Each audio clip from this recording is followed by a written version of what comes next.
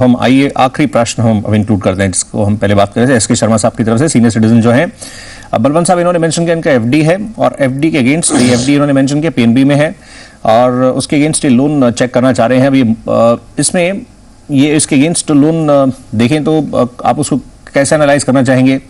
अब इनका एफडी है, उसको ये अगर ब्रेक भी करना चाहें बीच में, क्या वो भी एक्सप्लोर कर सकते हैं? इन दोनों को कैसे वे करना चाहिए और आप इसको कैसे इनके समक्ष एनालाइज करेंगे? क्योंकि ये सीनियर सिटीजन है तो इनको रेट ऑफ इंटरेस्ट भी थोड़ा ज़्यादा मिल रहा होगा नॉर्मल कैटेगरी के कंपैरिजन में। आपकी इनके लिए क्या एडवाइस होगी? सौरभ जी, ऐसा है, शर्मा जी को एफडी ब्रेक करनी चाहिए या नहीं करनी चाहिए वो डिपेंड करता है कि इनको जो लोन है वो कितने अवधि के लिए चाहिए।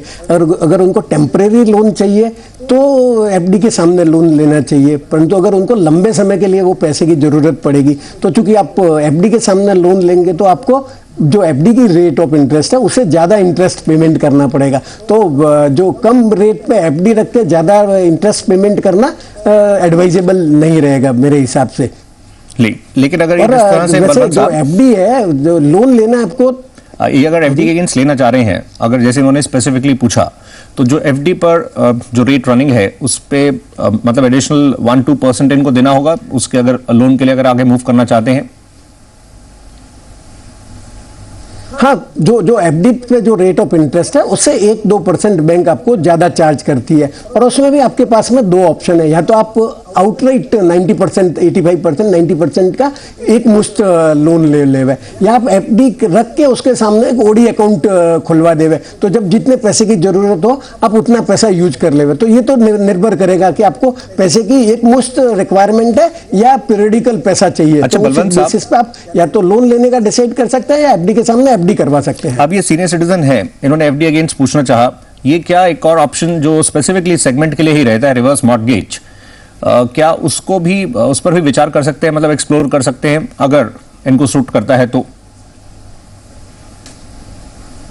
देखिए सौरभ जी, ऐसा है कि रिवर्स मॉर्गेज एकदम बढ़िया स्कीम है उन सीनियर सिटीजन्स के लिए जिनके पास उनका खुद का मकान है। उसमें क्या है कि आपको 50 लाख रुपए तक का लोन मिलता है और बैंक जो है 15 लाख रुपए एक मुश्त दे सकती है और बाकी आपको 20 साल over the 20 years period periodical payment मिलता है। और उसमें जो आप जिस मकान में रह रहे हैं वो मकान खाली करने का जरूरत नहीं होता है और आपकी डेथ के बाद में आपका जो स्पाउस है, आपके जीवन साथी है, वो भी उस मकान में रह सकते हैं। और अगर जो आपकी डेथ के बाद में अगर आपके जो उत्तराधिकारी चाहे तो वो जो बैंक का जितना आउटस्टैंडिंग पेमेंट है उसका भुगतान करके घर वापस प्राप्त कर सकते हैं। तो जो सीनियर सिटीजन है जो सफिशिएंट अमाउंट सेव नहीं कर पाए अपने रिटायरमेंट के लिए, तो ये जो रिवर्स मॉर्गेज का जो स्कीम है वो बहुत बढ़िया स्कीम है। मैं तो उसको गोल्डन वॉकिंग स्टिक कहता हूं फॉर सीनियर सिटीजन। राइट, तो ये भी आपके समक्ष रखा गया है। तो ये आपकी क्वेरी, लेकिन एडिशनल भी अगर आप इस पर एक्सप्लोर करना चाहें तो ये भी विकल्प आपके समक्ष एक है।